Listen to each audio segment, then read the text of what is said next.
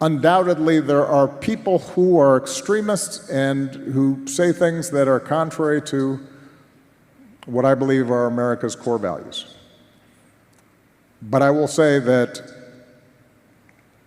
those extreme views were not in my White House. I wasn't embracing them.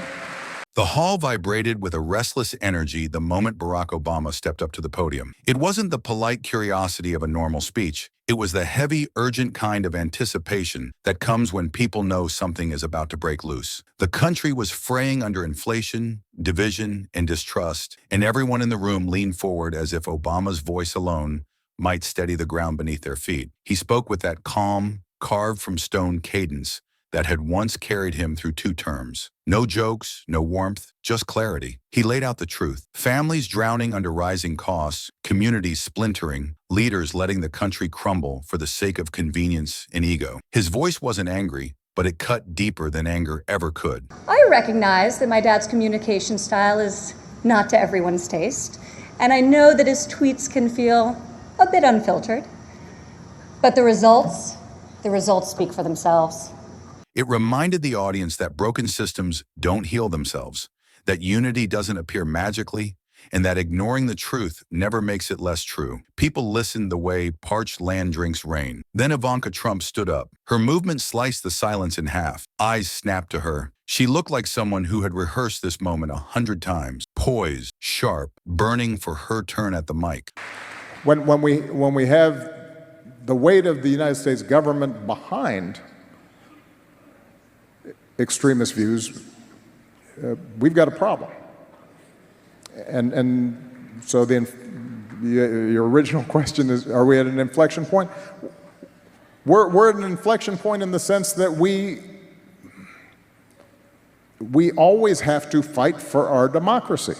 But beneath the polished exterior was something harder to hide: resentment. These problems didn't start yesterday, she said, her voice echoing with accusation. Just like your stories, Mr. Obama, there are still questions about your background, your loyalty, whether you even belong here. The audience stiffened. She wasn't just criticizing policy. She was resurrecting conspiracy theories long debunked, the same cheap shadows that had followed Obama during his presidency. It felt like someone had opened a window and let in a blizzard. Obama didn't flinch. He watched her with a stillness that only made her anger sharper, like she was punching fog. She doubled down, accusing him of dodging questions, of hiding truths, implying that his very identity was some kind of American counterfeit. Like many of my fellow millennials, I do not consider myself categorically Republican or Democrat. More than party affiliation, I vote based on what I believe is right for my family and for my country. Sometimes it's a tough choice. That is not the case this time.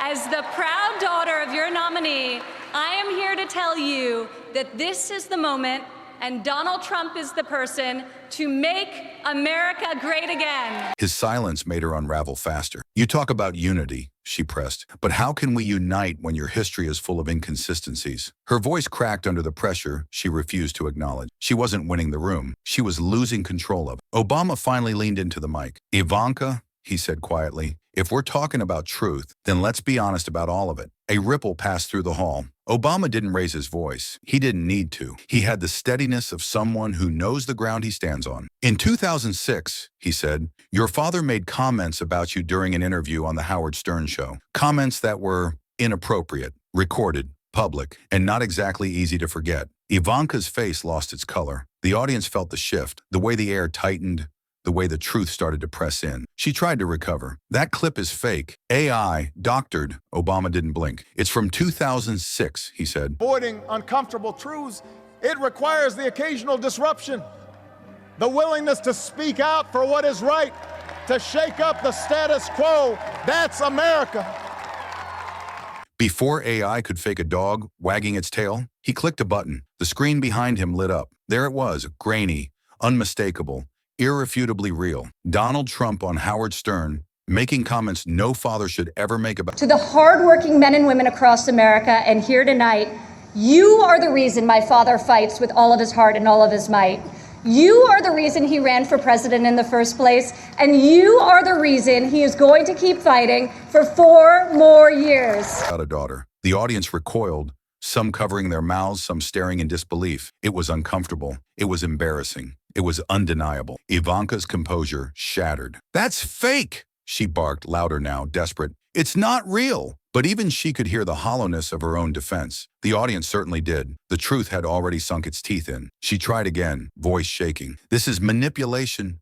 Misinformation. You're all being deceived," but she didn't finish the sentence. Instead, she spun on her heel and stormed off the stage, muttering a furious trembling, "I'll regret this," as if she wasn't sure who she was talking to, Obama, the audience, or herself. For a full 5 seconds, the hall was silent, a heavy, stunned silence. Obama stepped back to the podium. "The problem isn't the clip," he said softly. "The problem is how easy it's become to shout fake whenever the truth is uncomfortable. No anger, no gloating, just reality. If we let distractions replace facts," he continued, "if we choose noise over knowledge, then we lose more than debates. We lose our ability to think, to question, to understand what's real." The audience didn't move. They were absorbing every word like scripture. He gave them a final message. The truth doesn't disappear because someone denies it, and it doesn't become false because someone is embarrassed by it. Your responsibility, all of you, is to stay awake, stay critical, stay aware of what's real and what's being twisted. And with that,